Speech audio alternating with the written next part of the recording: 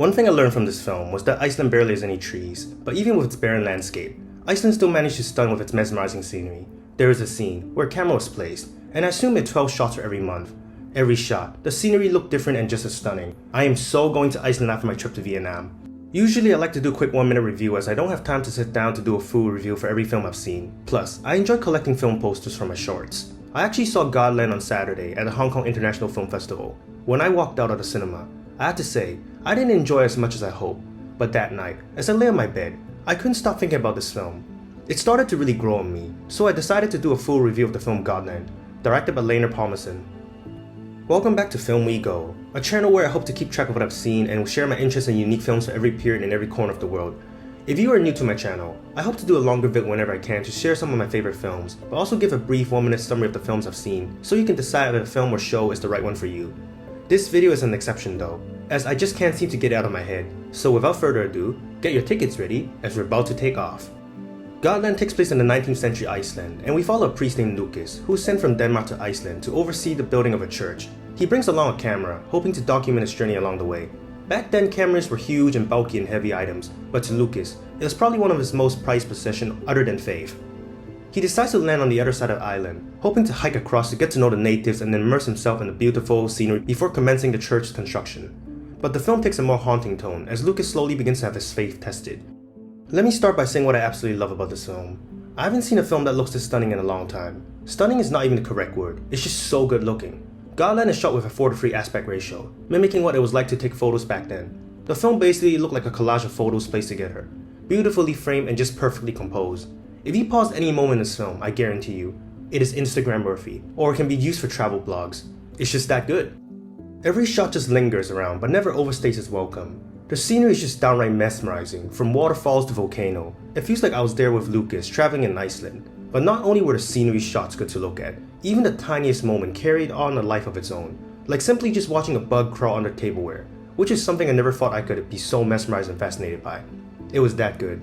But all this would not have successfully worked out without the cinematographer, Maria von Hoswolf. Hope I'm not pronouncing her name wrong. She nailed it. If I were to walk into the cinema and watch a slideshow of moving images of Iceland, Godland most definitely gets a 10 out of 10, no debate. However, underneath its gorgeous scenery packs the film with many layers. The most obvious of course is faith, but there are many others as well, such as colonialism, nature, and others. I'm not here to dissect the themes and break it down, but here to give my personal opinion about the film. However, I do believe that the film does a good job of weaving its themes together and making it coherent. The acting in this film was also terrific, especially the priest. When the film first began, I thought the priest's acting was kind of wooden. It takes you a while before you realize that his acting was actually terrific. He kept the wooden face, but was also able to show his viewers that his inner soul was slowly losing faith. Now that is good acting. Lucas doesn't directly inform his audience that his faith is fading away. It was up to the audience to catch it, and he did a great job there. So bravo. Almost every actor's acting in this film was also very subtle. However, without directly telling its audience, we understand what our characters' overall motives were. The score was also just as terrific.